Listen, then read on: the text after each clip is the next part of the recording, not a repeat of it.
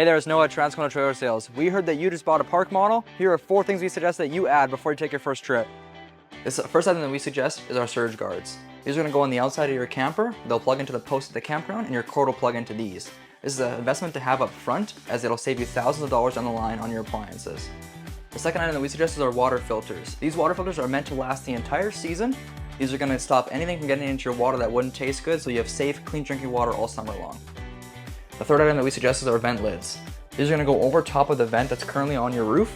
They come with a bracket kit to install, so you don't have to drill into your roof at all, you just drill into the side of your vent. They come with a bug net, so you can keep your vent lid open when it's hot, when it's raining, or when the bugs are bad. The fourth item that we suggest is our tire covers.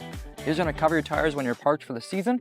It's going to stop it from cracking from the sun, it's going to keep them looking nicer, and it'll stop them from getting worn down over time. If you have any questions about these products or any other products that you want to add to your park model, give us a call at 204-237-7272. Thanks for watching.